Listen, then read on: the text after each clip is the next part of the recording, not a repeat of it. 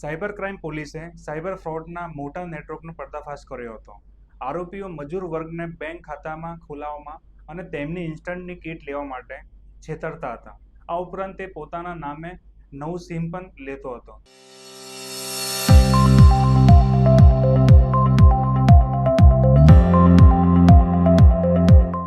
નમસ્કાર, આપ જોઈ રહ્યા છો હોટલાઇન ન્યૂઝ અને હું છું આપની સાથે શિવમ તિરમલ.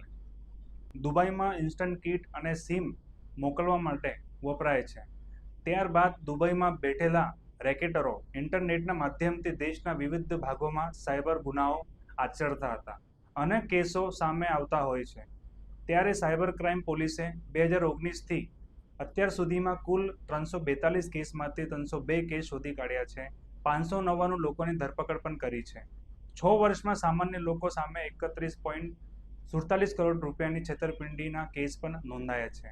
9.73 કરોડનું વળતર પણ આપ્યું છે. સાયબર ક્રાઇમ પોલીસ સ્ટેશનમાં 2019થી 2 જુલાઈ 2024 સુધીમાં કુલ 342 કેસ નોંધાયા છે. આ સમયગાળા દરમિયાન પોલીસે 302 કેસ ઉકેલ્યા છે, જ્યારે 40 કેસ હજુ પણ શોધી શક્યા નથી.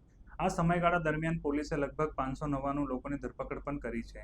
જો આ 6 વર્ષથી છેતરપિંડીની વાત કરીએ તો સામાન્ય લોકોને કુલ 31.47 કરોડ રૂપિયાનું નુકસાન પણ થયું છે, જેમાંથી પોલીસે 9.74 કરોડ રૂપિયા લોકોને પરત કર્યા પણ છે.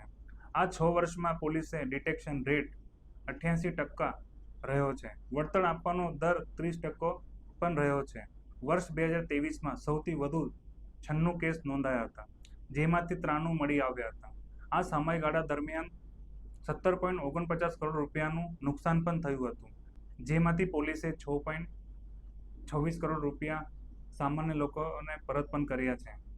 વર્ષ 2023 એવું વર્ષ રહ્યું છે જ્યાં સૌથી વધુ કેસ નોંધાયા હતા, સૌથી વધુ કેસ ડિટેક્ટ થયા છે, સૌથી ઓછા વંશ શોધાયેલા છે, સૌથી વધુ 188 આરોપીઓની પણ ધરપકડ કરવામાં આવી છે અને સામાન્ય લોકોને પણ સૌથી વધુ નુકસાન અને સૌથી વધુ વળતર પણ.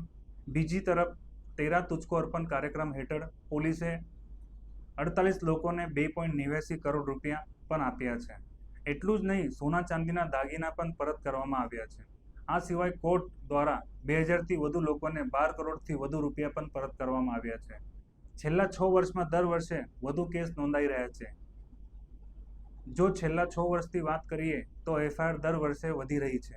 જ્યારે 2019માં 37 કેસ હતા, 2020માં વધીને 38, 2021માં 50 અને 2022માં 80 અને 2023માં 96 થઈ ગયા છે. જુલાઈ 2024ની વાત કરીએ તો 2 જુલાઈ સુધી 41 કેસ નોંધાઈ ચૂક્યા છે. આ 6 વર્ષમાં લોકોને સાયબર ફ્રોડ દ્વારા 31.47 કરોડ રૂપિયાનું નુકસાન થયું છે અને વળતર તરીકે 9.74 કરોડ રૂપિયા પાછા મળ્યા છે, જે વાસ્તવિક રકમના 30% છે. વર્ષ 2019માં 56.8 લાખ રૂપિયાની સાયબર ફ્રોડ નોંધાઈ હતી, જેના બદલામાં લોકોને 5.56 લાખ રૂપિયા પાછા મળ્યા હતા.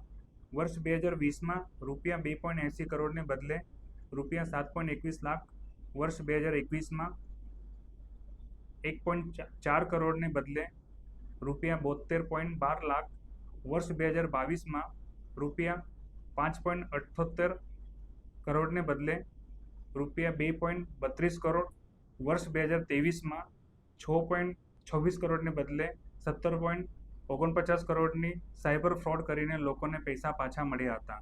વર્ષ 2024માં 3.50 કરોડ રૂપિયાના સાયબર ફ્રોડ સામે 31.36 લાખ રૂપિયાની વસૂલાત પણ કરવામાં આવી હતી. દર્શક મિત્રો, આવા સમાચાર તમને ગમતા હોય તો અમારી હોટલાઇન ન્યૂઝ ચેનલને સબસ્ક્રાઇબ, શેર કરજો. નમસ્કાર.